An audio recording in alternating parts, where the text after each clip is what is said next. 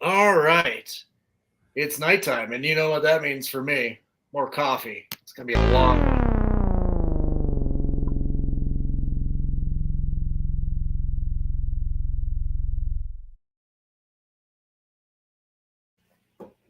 This is COFOH Live Undead. I am your host, Daniel Crosier, and I am joined by the amazing Milko Davis. Yeah!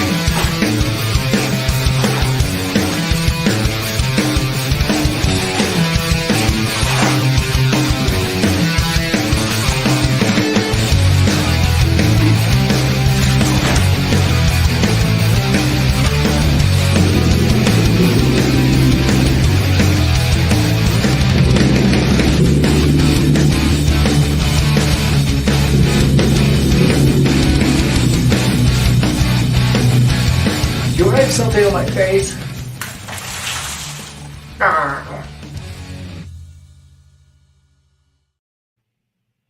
Good sir, how are you? Very good. Love that intro. Love that Thanks. intro. I like getting splashed with shit, so you know. As you know, I think some of the people in your films do as well. A lot of times, yes. Yes. A lot of times, yes. Milko, thanks for joining us. For everybody that's out there, had a few technical issues, and we've got Milko in voice only joining us, very omnipresent of sorts, right? Right.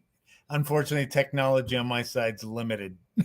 And yet I want to do all those visual effects. I get that, but I can't understand a small computer. So that's okay. I have the same problem over here. I can draw digitally, but as your wife and I found out, I still have some limitations and some learning myself. Yeah. All that technical stuff. Right. Milko, for everybody that's not familiar with your work, can you tell us a little bit about yourself, where you come from, and how you got into filmmaking? It could be a long answer, so I'm going to try to put it in a nutshell. I was born in Zurich, Switzerland. Oh, wow. Lived in Europe till about age 7.5. Okay. My whole family they actually had kind of like the essence of art.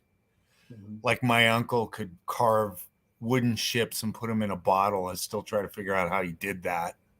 Wow. But where you can carve out a ship and then pull the masts up into the bottle.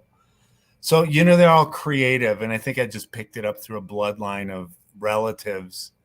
Because by the time I moved to California, I was already we had flown on a Lufthansa, which is an airline from Europe to California. And by the time we landed in LAX, and mind you, I'm like 7.5, right? Yeah. I had drawn pictures for the captain of the plane, for the waitress or the stewardesses, and probably almost over half the entire, flight, the recipients of the flight. So they were all getting Milko Davis pictures. And I was like 7. I was already drawing and stuff. I was already enamored with art by that time. But film hit me pretty quick when I got into California. Yeah. And I'll tell you what sparked me, and it was ironic because I watched a movie about the Fabelmans with Spielberg. Right. Yeah. There's something really crazy when I was watching that film. I don't know if you'd seen the film. Have you seen it? No, not yet. There was, without ruining it, there was a moment where Spielberg was pulled into cinema because he had seen a movie that was made in the 50s. I don't know can we name drop movies and stuff? Okay. It's called The Greatest Show on Earth. Right. In the 50s. Yeah. And, Spielberg was drawn in. It was so big and powerful to him. And he was 6 years old.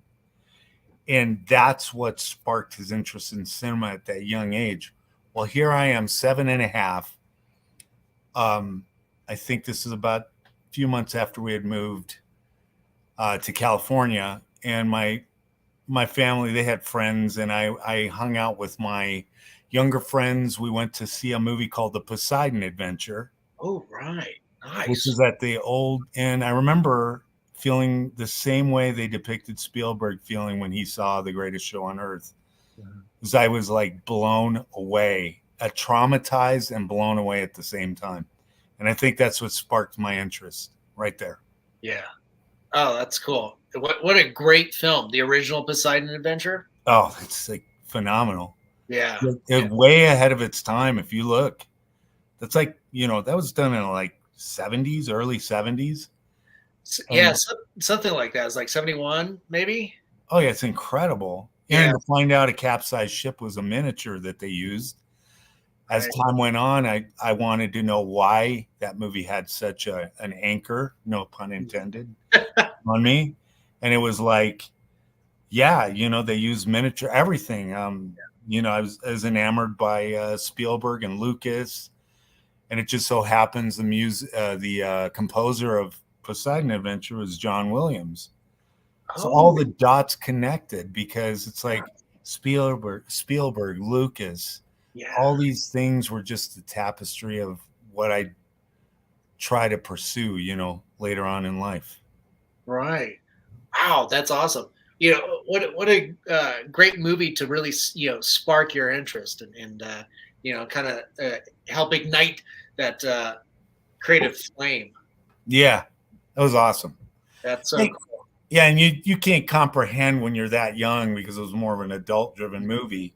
Right. What I think the impact it had on me was it was real, and it wasn't. It was all fiction, but still, to this day, I remember how I felt when I saw that. So that's cool. When did you first make your attempt into producing your own projects? So I think it was like an early or late 70s. My dad, same thing like in The Fableman. This is crazy, man. Yeah. My dad had a little Bell and Howell 8mm camera. Not that old, okay, but yeah, it was still film time. But so that 8mm camera had a single frame option on it, and I did a claymation on a tabletop. My dad pulled the trigger of the camera, and I think it was a caveman and a brontosaurus. Just it was terrible, right? I didn't know what I was doing, but I think that was the very first time I touched the camera.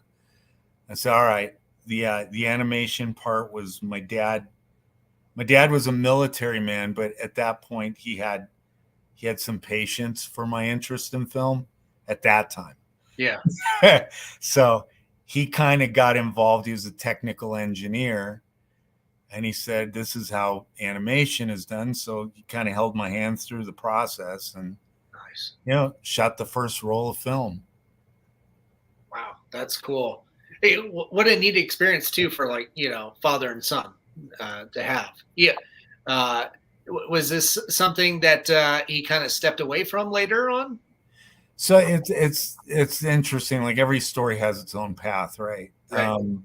My dad was a pilot in the Air Force, and that he was an engineer, worked for Hughes Aircraft. He was just driven by numbers and science. So he was there early days, but then he saw my interest just getting devoured by this, because it was always film. Everything or every road I'd drive down with my mom, I'd be like squinting my eye open, capturing visions of everything because my visions were about film now. It was no longer just seeing with my eyes. Yeah. A normal day. It was through the lens of a camera.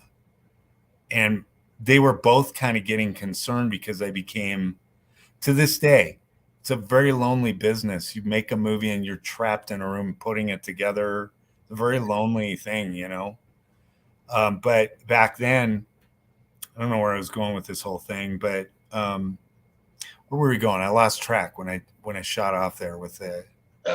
Yeah, I was just asking you, if that was something that your dad kind of stepped away from a little bit later. Yeah, my dad, like I said, he was a pilot in the Air Force, and that's kind of what he groomed me towards. Oh, okay. And I didn't want to do it. And we owned 2 planes, and I go flying with him during weekends, and Oh, wow. I just didn't want it. Yeah. I wanted Star Wars. I wanted Close Encounters. Jaws. I wanted that. So yeah, we kind of butted heads there at the end. Unfortunately, he passed away when I was 18. Oh, I'm sorry. Was then I kind of lost interest in everything altogether, as teenagers do, young adults. Yeah. And what captivated me getting back into it was years later with another claymation that I did that actually surprisingly made a lot of money. And it was crazy how that happened. Okay. But it's weird how that's the first thing I did was claymation. And then what brought me back into it when I got serious about it was a claymation and stop motion animation. Yeah. That's such a tedious art form too. So to have those as your points of entry into filmmaking, I find that absolutely, remarkable. It's an art, right? It's unique and it's been perfected, and they still do it. Mm-hmm. In fact, my latest film that you haven't seen is called Ghosters. Oh yeah, with Heath Heine, right? Heath Heine. He's like a brother to me now. Yes. We've been in a few projects together. Nice. And he was the lead in the starring role in Ghosters Phantom Patrol. Cool. But what happened was so we never intended to do we were going to do something of an animated portion of that film for the credits, some fun stuff. We ended up having to do it where they went through a portal in the movie, and the father-son turned into like stop motion characters. So I had to build a caricature of Heath and this young actor named Arthur Gazzara, I think. Okay. We had to do it because we shot that movie during the pandemic. We had a lot of break points where we had to stop. Oh, okay. Right. And the unfortunate thing was when we'd stop, time keeps moving on. Yep. And when, I spoke to Arthur's mom, she said, yeah, he kind of grew up a little. He didn't grow up a little. He grew up another foot. Oh, His voice changed. So the only option we had was creatively, they go through a time warp and they're in a animated world. Okay. So I found myself doing the one frame at a time thing again. That's awesome. But it's those types of limitations that breed so much innovation, right? Yeah, I would have to agree. Limitations, like low budget is great because you become very creative. Yeah. How many times have you seen a movie like Blair Witch Project, which is shot for minuscule amount of money, and then the same guys a few years later were dropped like a few million to make their second version of Blair Witch and just drop the ball. Right. So sometimes that chokehold is good for creativity. Yeah, it really forces you to have to focus, have to plan, map everything out. And in there is somewhere in there is just pure magic. It doesn't hit for everybody, but it sounds like it certainly hit for you, especially doing claymation. And to be fair, if Heath Heine is made into a claymation character, there's no medium more appropriate for that guy. I know. He's like a chameleon. He can really, like I told him, like the latest movie we're making is called Killer Witches from Outer Space. Yes. And I was talking to my friend and yours too, Bobby Lee Black. Yes. About that. Yeah. He was the one that put us in touch. Yes. Which is fantastic. Yeah. Tell us more about that. Cause he said the way he described it, it just sounded delightfully bonkers. Yeah, and that's kind of the trailblazing I set forward because early on you get in as a hobby, right? Right. It's usually what film is it's a hobby. If that interest is driven towards like heavy passion, I guess the better word to use is obsession. Okay. It becomes an obsession and you have to do it. you can't just make movies and not have a job, right? So artists have to end up doing the starving artist thing. I get it, and we all do it. But you have to decide, are you, and this is a really divided line, are you a filmmaker or are you in the film business? The only way to make it in this industry to understand how the business rolls. And unfortunately, it's a very painful one. But I had to go from art to understanding business, which is a lot of waking hours of not just being creative, but reading into and experiencing the bumps and bruises you get in the business itself. So, right. Yeah. Yeah. Yeah. You ended up having some troubles, with that. It sounds like you had some hard lessons to have to learn. They're destructive, and we can get further into this. Right. I think what I reflect on, like when I watch The Fabelmans with Spielberg, he had a dream. This was a child with vision, and he was probably meant to be behind the camera. Everybody can feel like they were meant to be a singer, to be a firefighter, whatever, right? Right. I think the problem that exists is, one, you have to be tenacious. You have to have a drive. Yeah. I frequently say that the film business is like a Navy SEAL program. So if you're willing to stick through it, you could probably make it. Maybe not exactly how you imagine it, but it's again, it's like a long road learned, right? A long lesson learned. The bumps and bruises that you get kind of tear apart that childhood dream that made you want to get into it. Yeah. And some people, like I was talking to Heath Heine today about this, was how many first-time filmmakers will never do it again. And one out of those 10 could have been the next Spielberg, but were dumped on so bad that they would just never even want to go back. Yeah. Wow. It's such a tough medium, and then the fact too, like just doing a production usually takes even on big budget to small budget, you've got teams of people that you have to coordinate and work with.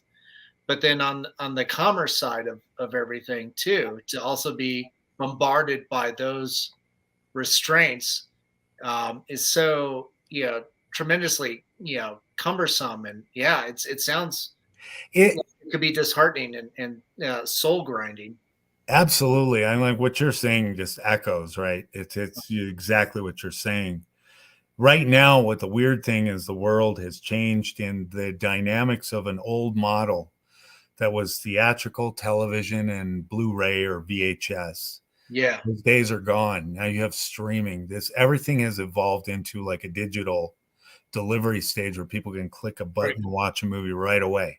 Right. And there's so much content out there that it's actually not healthy because it's diluting the value of film. So like, I'm not trying to stomp on us young,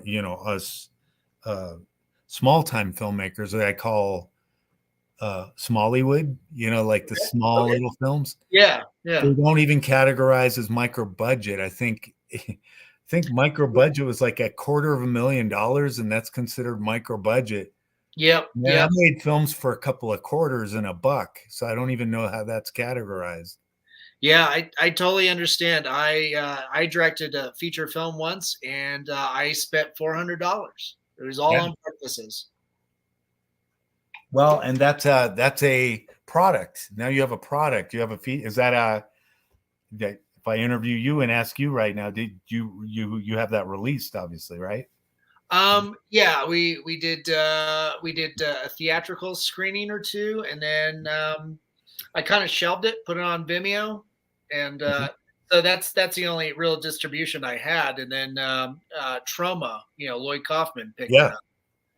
So, and I know I'm not going to see any money, from it, and that's fine. For me, that's fine. But that was my experience. And it's like, yeah, if somebody else can watch it, I'm fine with that. But I also know that I've had friends that similar to you that have just been grinded by distributors, like bigger distributors with supposed reach and everything, and just sign unfortunate deals, Yeah. and to have their art taken away from them. It's that's the painful side of it, and of course you could always do the way to say, hey, I'll self-distribute, and, Right. and those options are all there. Yeah. And there's a gentleman I spoke to, his name's Jeff Deverett. Mm. And I actually booked some time to talk to him saying, what am I doing wrong? And Right. how can I make it? Because I really want to do this. And first thing is I'm in my 50s. And he said, well, first, you are kind of an older guy. And I don't believe that. I don't think age has anything to do with successful range and what you want to do.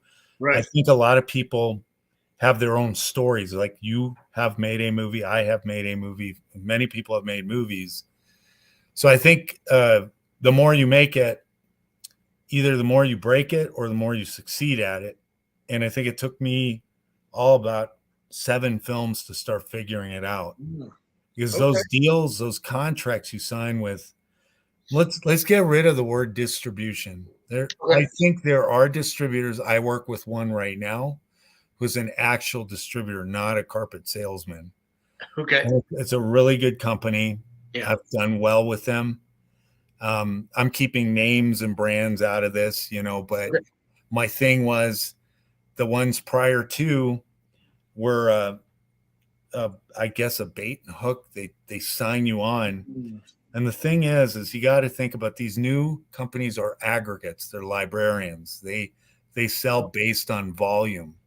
They don't. So like for anybody, if I were to give a warning flag or a red flag for any what they consider distribution as an aggregate, where it's basically a platform that you deliver. What they do is they sign you on and they deliver to basically what you could do by yourself. The problem is we don't have the reach that they have. Yeah. They have more connections, but they're doing the same thing that you and I would do. Right. And the thing is when they get these films on their platform, they can shop that movie to one country for a streaming contract for like $500. And it's like, wow, well, they wouldn't do that because they couldn't survive. They can survive, and I'll tell you why. They are librarians of 300 to 400 features that are making residuals. They can sell your movie for $50.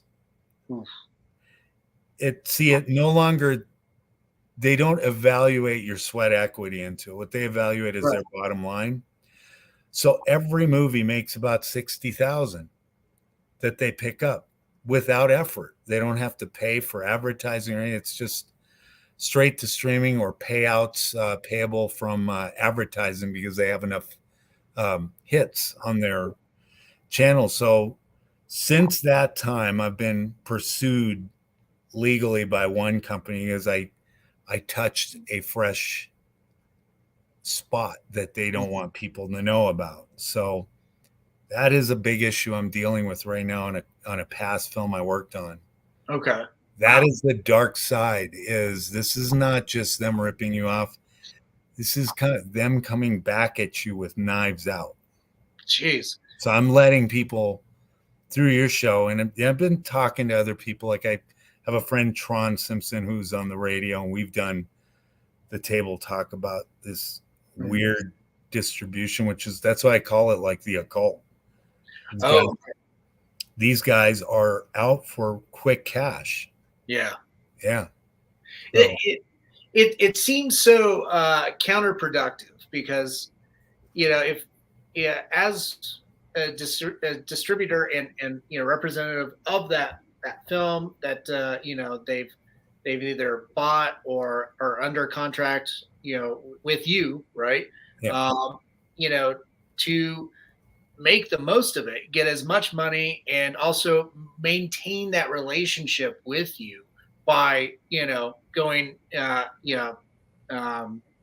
above and beyond as best they can. Obviously, some of them are maybe smaller, but yeah, if they have multiple films, it's like, why wouldn't you, put that much more, effort and even their own equity into it, into doing the ads and promoting and stuff, just to build that brand. So it sounds like they're just fine with that little amount. Well, it's a key point, and I'll bring in this is a mass exodus of creative marketing. Right. Have you ever heard of most may have heard of this show in Vegas? They hold once a year. It's the NAB, which is the Yes. National Broadcasting something. Yep. So they show all the new trades, tricks, whatever they got, new cameras, potential. Right. So I've never been to one myself, but there's a gentleman out in LA that is also a filmmaker, does some pretty cool stuff. He's part of the family that is also in entertainment law. Yeah. He told me that they had gone to this individual I'm talking about.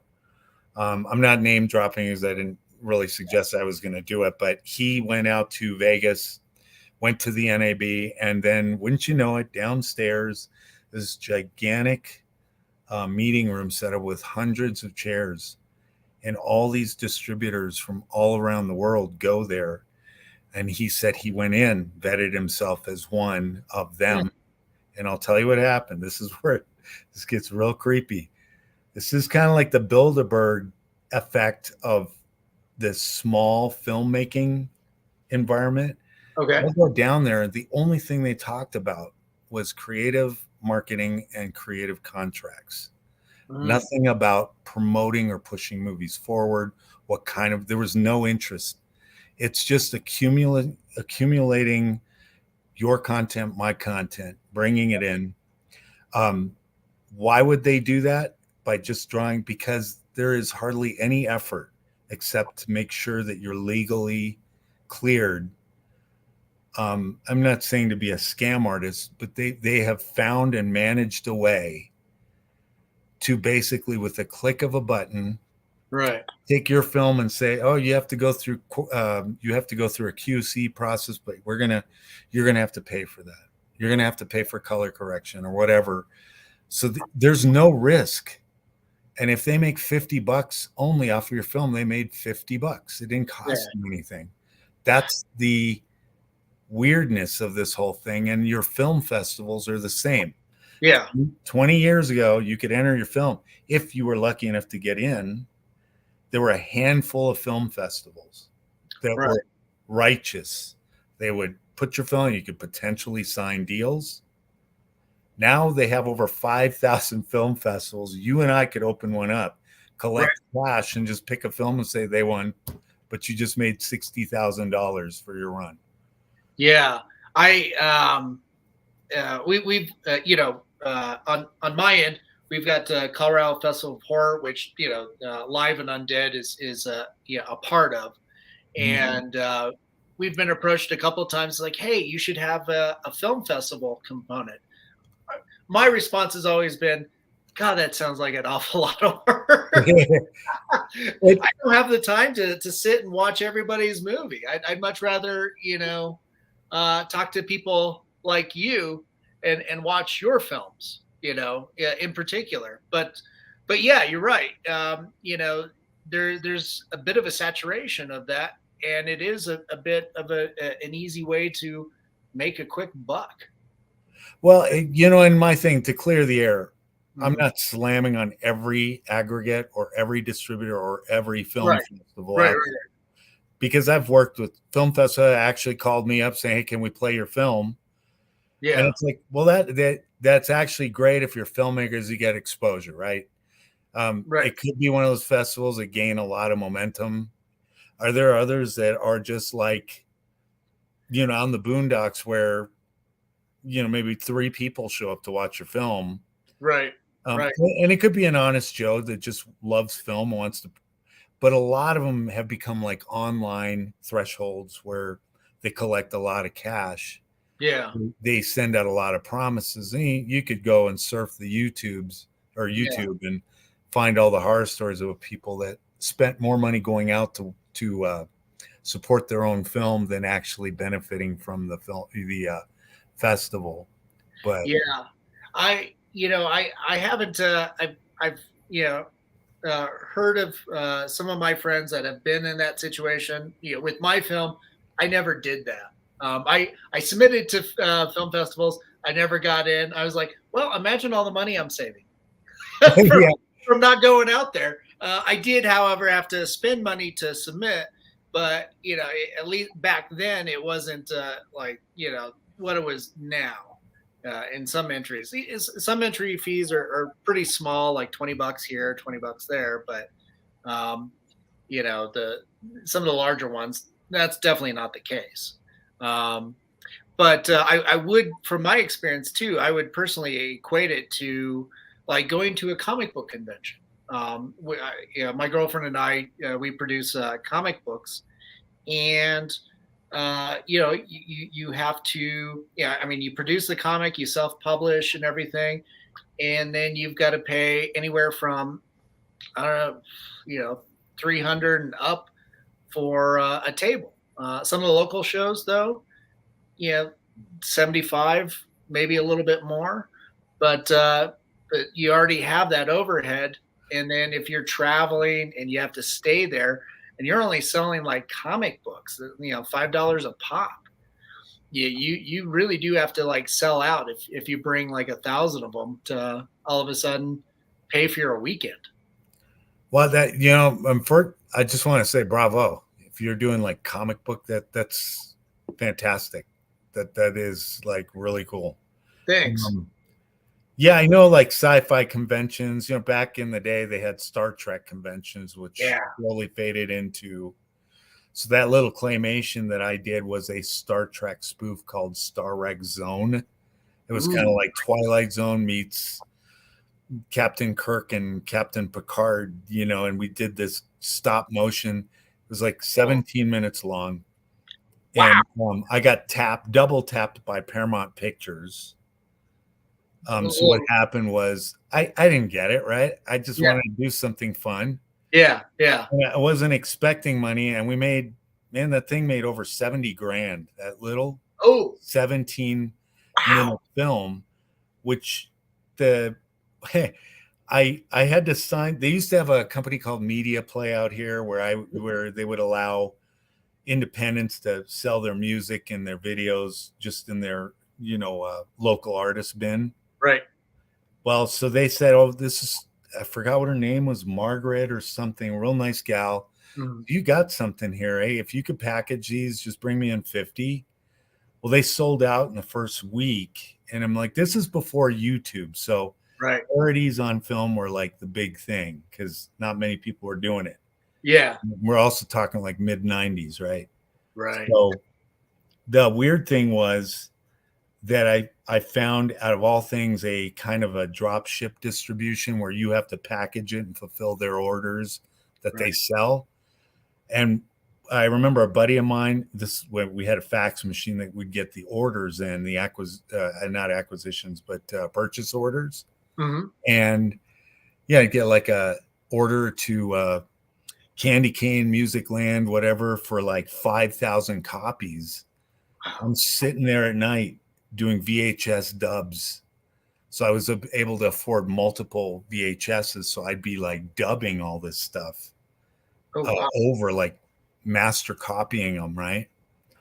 To save money. And I'd have to ship these out to the distributor to get them to the stores. So when I calculate after a year of doing that, we made 70 grand on a little stop motion film. Wow. And they kept on saying, do you know how crazy the distributor was telling me, name of the distribution company was called Tapeworm Express. And somebody said, I wouldn't go with a company like that. Well, they must have been okay tapeworms because, 70 grand ain't, back in the 90s, especially. Yeah. But the thing is that having had that experience was before I even knew it, was the business side of it, right? Right. now that's all washed away with that, because people just download stuff. Right. So the value of film, like what you did or what I'm doing, that's the networking. You have to figure out, the person that's going to sell or rep your film. Mm-hmm. You have to vet them. You just Yeah. you have to know them, because you can't trust anybody anymore, Right.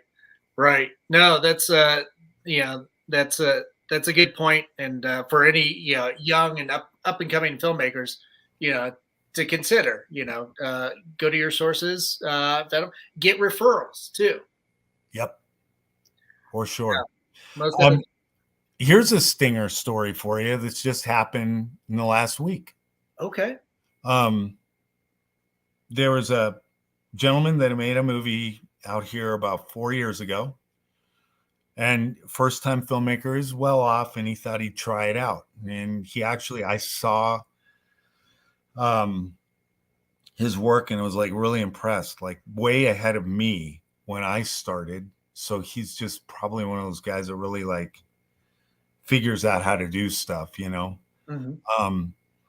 Had shopped his film to have it signed over by some company out there, I'm not going to mention, that was for the filmmakers, by the filmmakers. He was the guy that ran the shop, was a filmmaker at one point. And what you and I are talking about, all the dark passages of this stuff, Right. had decided, well, I'm going to fight for us. I'm going to open a company and we're all going to benefit.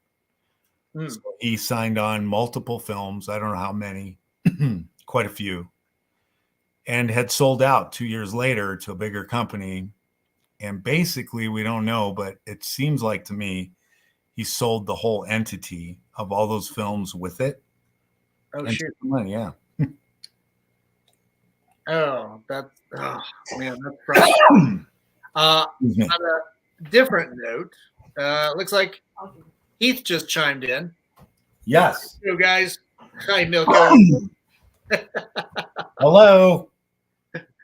And then we've got Michael that chimed in, commenting on independent films, innovations, offset budgets, original scripts, and are not focus grouped. So that's I'd imagine you probably haven't run into anything like that where film is necessarily made by committee.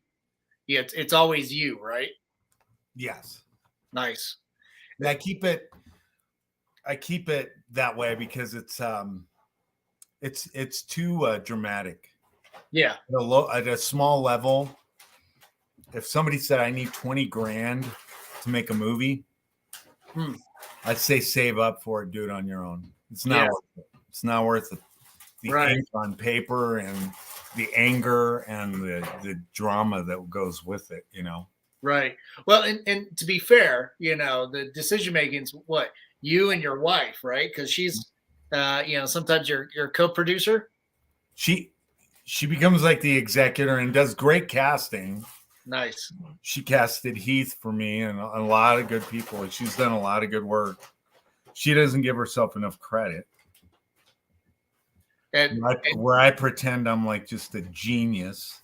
And I'm not, but and Heath keeps jumping for attention here. Yeah, captain of his own ship. Look at me, I'm the captain now. Oh, Heath. No, that's awesome.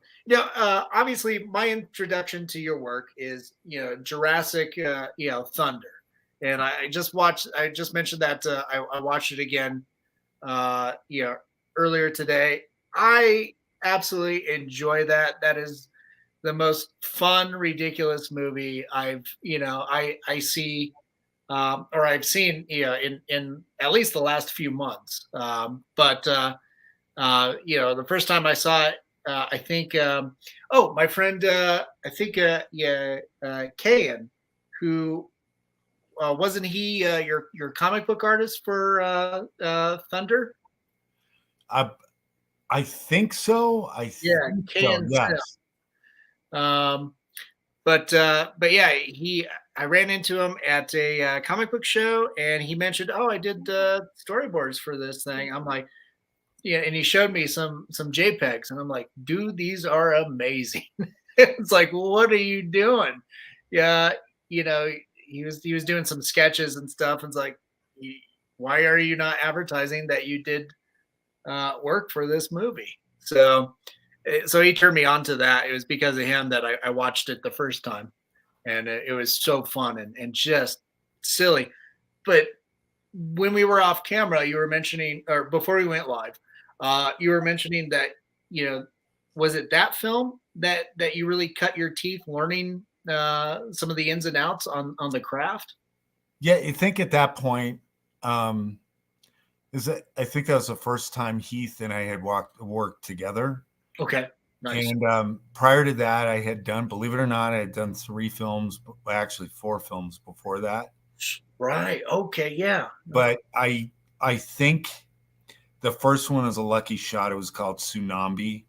So it was like Sharknado, Nice. Yeah. It was what I call a beer bet movie. I don't drink beer, but we call it a beer bet movie because it was done for virtually nothing. And, we put a faith-based element to it. And I got just trolled so bad when that movie released. We actually made a little money where the actors actually pulled some cash back. We did too. Cool. Which was fine. We lucked out with a decent rep that was honest. But again, I think I went to film school, right? Cool. And I didn't learn anything but history of film there. So my schooling started pretty like Kathy and I have been married about 10 years. When I got together with her and we were talking, I told her I was going to be a pilot, right? And that never happened because my dad was, it was just a joke. I always say, like, when I'm in trouble and she wants to scream at me, I'll go like, oh, I'm a pilot. Like, no, but it doesn't. She never screams at me. But she didn't know that I love film. And had she probably known, she probably would have go, I don't know about this guy. You're right. Right. But I did the first film, which was when because I did a film before that called, gosh, I keep on going back, Raiders of the Damned with Richard Grieco. Oh, and nice. I made a movie with Richard Grieco and learned a bunch of stuff about that. It's just pretty wild experience. Then took a break, did Tsunami, then did another one called Jurassic Dead. Okay. Nice. And that was a wash. And kept on doing it, but I'm learning more and more each time. Yeah. That my breakaway point was Jurassic Thunder, because I had learned about storytelling and just quality, trying to push. Oh, got a little cough. Choking on my gum. Oh, okay. Oh no. Excuse me. And for those that are tuning in too, this is the gentleman I've been talking to. This handsome young fella. Well, we'll keep this photo up for a little while. Yeah. But are you doing better? You're not choking? Yeah, now I'm good. Okay. So Jurassic Thunder, you learned some key storytelling elements, and were able to apply them pretty successfully. Yeah, and it just took time to learn. Like anything you do better as time goes on. Yeah. So I think during that time I got better at writing too, or I start picking up that, story is important. So right. That's cool. And then, now you're working on, you've got the new project with Heath. Is that available? What was that? What was that one called again? I'm having Ghoster. That is called Ghoster Phantom Patrol. Yeah, is that available already? It's currently it's in the market. It's in Berlin right now, and the reps are, I guess, negotiating deals, so that we should see that movie Nice. Streaming within the next few months. And I Okay. don't know yet where. But I had also connected with them with a new feature that Heath was also in. And that one is not finished yet, but we're going to market it the same way. Nice. Through the same company, which is, our company is Armageddon Films, but we're pretty tight with the company we're working with now that's releasing it. They've got good reps that are kind of like, they're as passionate to make money, but as passionate to sell and show the movie off. So that's always a good, Yeah. It's a good combination, Yeah, absolutely. And knowing that they have your back too. Yeah. And that's favorable, right? And the Killer Witches from Outer Space is obviously, I think I was when I said I was blazing these crazy ideas, these crazy titles like Tsunami and Jurassic Dead. The reason I do that is, I would love to make more intelligent films. I love to do dramas, psychological thrillers. Right. The problem is, when you have very little money, it's very hard to market comedy, drama. It's got to fit within the genre that allows that expression of art at a low cost. Right.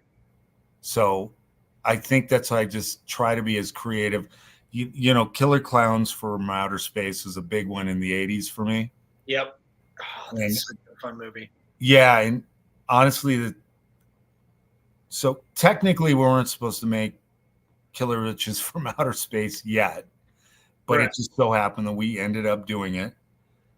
Just some crazy circumstances, but it was a joke, right? We were telling a joke and say, we should make a movie called Killer Witches from Outer Space. It's like, that's stuck. And we ended up writing it. Kind of went back and forth with a script for about 5 months, and then came up with a script. And the trick was that we were trying to keep it as a family-oriented adventure. So something I learned is, like, Ghosters has caught a lot of attention. Like, you can see the trailer on YouTube. Okay. It is kind of like a different world for me now.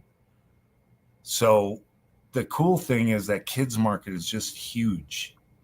And if you can do a good family film that's not like Hallmark or Fairy Tale Land family, I'm just saying something where the whole family can sit and have like a fun romp at it. Right. That's a sweet spot. So it's weird. Killer Witches should be a horror film, but it's become more of a creepy. It's kind of like Goonies, you know.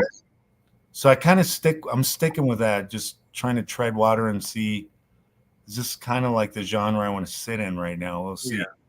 We'll see.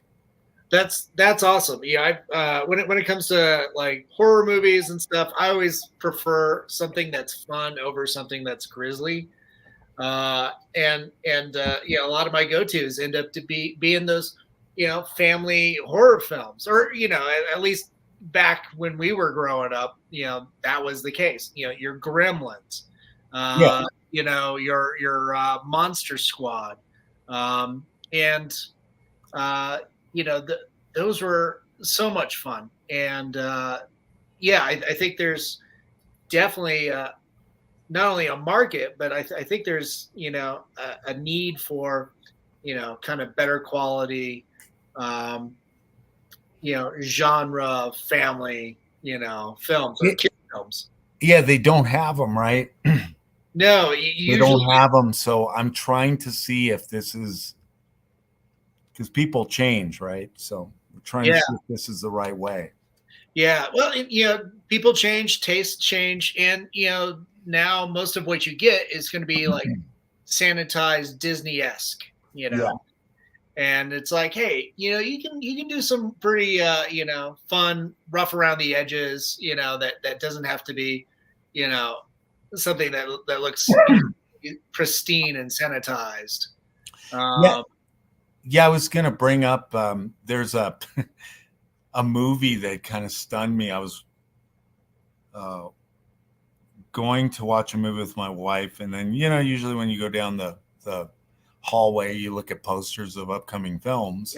Yeah. And they get this poster right in front of my face saying Cocaine Bear. I'm like, what? Yeah. That has got kids in it. I've heard that it has kids, and it's like horrifying, but at the same time appeals to like a Home Alone audience. I'm like, those are hybrid films that we get. Like I said, same genre. People are in for rides. Maybe this is a new ride we don't know about. Right. Well, and I think that those kind of fun absurdist films. I remember back when superhero movies were the B films, from the 70s and the 80s and even into the 90s. I remember the Captain America, from the 70s,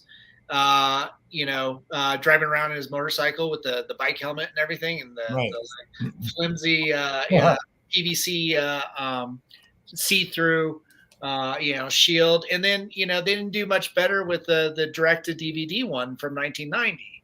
And it's like, superheroes were kind of those B heroes. I mean, that's what Toxic Avenger is a nod to. It knew what it was, and it knew that genre. And but now those absurdist notions are like the global box office winners, right? They're the family films. They fit all the notches. And it wasn't too long ago when people would be like, oh yeah, don't this is too ridiculous to really work. And it's like, no. So hats off to stuff like Cocaine Bear and then the Witches movie when that comes out.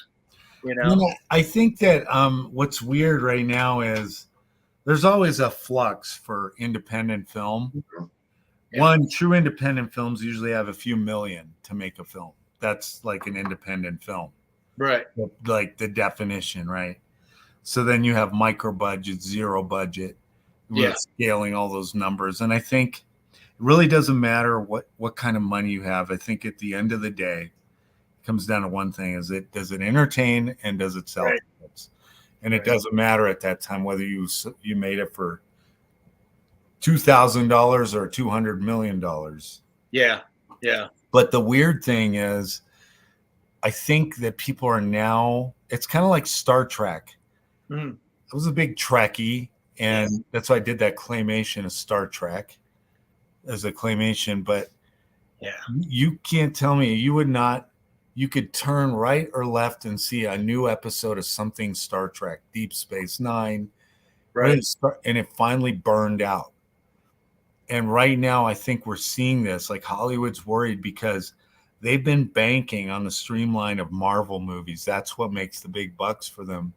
Right. Starting to fade, just like the start. So where do you go from there?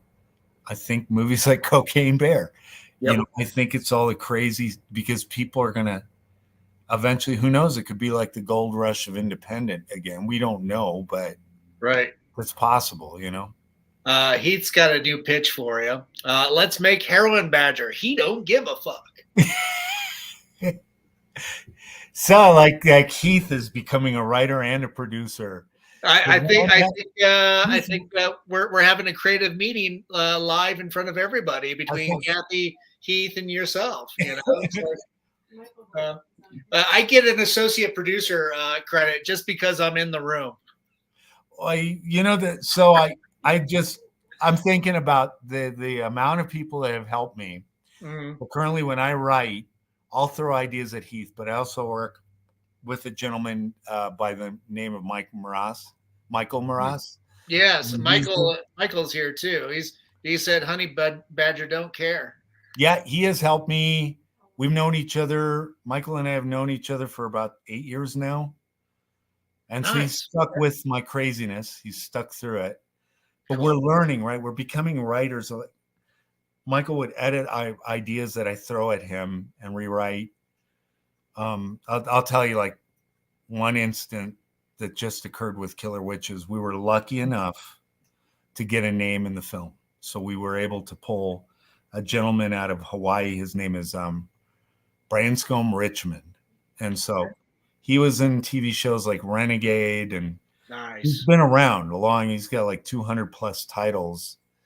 Nice. And he just shook hands and saying, you know, kind of invited him as like a co-producer type to, you know, just kind of solidify his trip from Maui all the way out here. Right. So Michael had to, we already in production.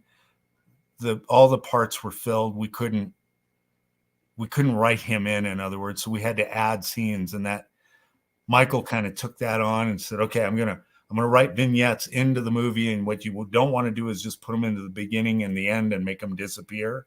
So he had to creatively figure out beginning, 15 minutes in and 30 minutes in, and then an out point to make people, if they're going to buy the film eventually or watch it, that they'd be, I think the worst thing you can do is put a name actor in and kill him off in the first minute. Yep. So he designed something where we filmed him all in one day out in somewhere out here in rural Colorado area. Not too rural, but came out, we filmed it with the kids and him. He had a really unique, like, I'll share some of these pictures with you. It's pretty cool stuff. Sweet. Yeah, it all worked out. Michael did a good job at, throwing in a brand new portion of the script in like less than 2 days. Nice. That's cool. It's good to be able to surround yourself with incredibly resourceful individuals and talent. That's always a plus. People that you can depend on to help, create this art. And that's the thing with these things. They're massive group projects. It's not just one person, right? Like with Heath is learning now. He's learning because he used to just act it, right? Right. And there were some talks we had where he kind of got down. Like it's like 4 years ago. I say, hey, what's up, bud? Because he's peppy. I don't know. Yeah. He's always happy. Yep. And he was like, I don't know, this whole thing with this movie stuff, man. It's like I build myself up and it just fades. And a lot of films do fade. It's all grouped together, watch it, and then, we're going to make deals and we're going to go here and there. And then it just kind of fades. Yeah. And then I started poisoning him with the reality of film, right? Right. And then he started learning more of the production end of it. So now he gets it. Yeah. Michael gets it. The more we do it, the more we become like business. It can be a bad thing too, because you maybe become one of those grumpy pipe smoking guys. A grumpy Gus. Yeah, it's like profits are down. Darn it. Yeah. Buy, sell. Yeah, exactly. But that's cool stuff. You're right about that whole team thing. Yeah, very much so. I think either Heath is calling me an ass producer, or that's what his future title wants to be. I can't discern what he's actually putting out there. Everybody wants to be a producer. Yeah. And it's kind of weird when I bring this up. Yeah. Is when you're doing favors, right? You're shopping favors to do a film. Right. You get a lot of donated time. So yep. What holds value is stardom, right? Because you don't have cash. Heath has said the best thing you can do on a movie set is feed people. And I agree with that. Yep. I do too. The other part is I used to just throw titles out and it's easy, right? I'll give you producer. Right. I'll give you a producer and I'll give you this and that. And all of a sudden you have 30 producers. Right. Yeah. And I think the problem with that is I think when you get into film, really understand what put people to work. So if they're throwing their sweat equity, just like you are going to, is to hold the value of those titles. Say, if you're going to be a producer, what are you doing as a producer? Right. or what, if you're a cinematographer, you're not the guy just looking at what we're doing. You're actually holding a camera and filming it. Mm-hmm. But a lot of people get angry because they want status. And the problem with giving away those titles pisses everybody else off, because it's like, wow, I did a lot more than this guy. Why is he becoming, this? You got to be careful when you get, like, free doesn't mean easy, Yeah, no, not at all. Wow, Milko, I kind of let time, burn away. We actually are now well into the 1 hour mark. So I really enjoyed, talking to you. Can you, tell everybody, that's tuning in right now, where they can go to, follow your work and learn more about, what's coming out? Yeah, right now I'd say the best official source is IMDb. Cool. I don't really have a website or anything. I think, like I said, I'm at a graduating point in my career where I think, like, starting with Ghosters, they're going to move forward. So right now, IMDb. Cool. IMDb. All right. And then, Kathy, you're there in the background. Are you on IMDb as well? No, I'm not. But you'll just see my name under the casting. Okay. Excellent. And, Heath's in the just hot on the comment section. You can find him on IMDb too. Yes. For sure. Go. So, and when do you think you'll be finished with the Witches movie? So here, I'm going to stay in touch with you. Okay. We're foreseeing that it'll be done in July. Sweet. And I know every time we make a movie, this is kind of like a ritual for us. Yeah. We will take that movie and we'll rent out space at a theater, and we're going to do it up with the posters and everything, and get everybody who's involved and even their friends and family to come and see it. So we do that all the time. So I expect that in July we'd be able to do that, and maybe talk to you guys and have you come down, check it out. Yeah, definitely. And then the beginning of the campaigning of trying to get that signed over. Cool. To get it, streamed wherever. Yeah. Well, when you guys are ready, let's have you back on. Hopefully we'll have cameras going so that we can see your handsome faces. Yeah. Absolutely. Next one we'll have some video, right? Right. Instead, right now it's the voice of God in the room. Not me, but okay. Yeah. Isn't that what a director is? Just kidding. That's what they say, Yeah. I highly suggest, if any filmmaker out there, I think that they, for bodybuilders, there's a video called Pumping Iron. Yep, with Arnie and Lou Ferrigno too. Yeah, and I think for any filmmaker out there, and I know time's running short here, so I'm going to plug this because I thought The Fableman is the perfect movie if you are an actor, director. It has the essence of everything that builds our interest in film is in that movie. Okay, it's an awesome film to kind of throw your interest in a direction and say, hey, I kind of resonate with that. Yeah. I see similarities. So cool. Nice. Well, Milko and Kathy, it was great, having you on and learning more about things that you're working on and have done, but also the challenges that you've come across. Thank you so much. Thanks for the time. We really appreciate you. Yeah. And I you as well, being so generous with your time. Stick around for a few minutes while we sign off. But to everybody that tuned in, thanks so much for tuning in and listening in and participating with us in the comment section. I'm pretty sure Heath is just commenting a mile a minute at the moment. He just keeps popping them off. Anyway, but thanks for tuning in. And make sure to go on to IMDb and follow Milko and the projects that he's done and are coming out too. There's no stopping independent filmmaking. Yes. Awesome. Yeah, and of course, somebody as caffeinated as I am, Jesus. But I want to remark, Heath Hines. See, other people drink coffee at night as well. Yeah. Damn it, Heath.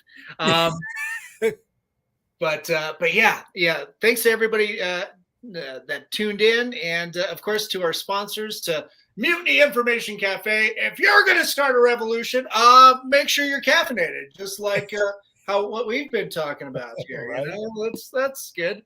And then to Hellfire Entertainment, thanks for rebroadcasting us on your social media, and to Groovy TV, and our friends at Alien Donut Pictures at Films. Sorry, Bill and Angela over there. And of course, our friends, our producers, Lily Fisher, Amanda Armstrong, and Stefan Santa Cruz. And to everybody that tuned in, thanks so much, guys. Be good, be kind, help each other through these hard times. And of course, stay spooky. We'll catch you next time. Have a good night.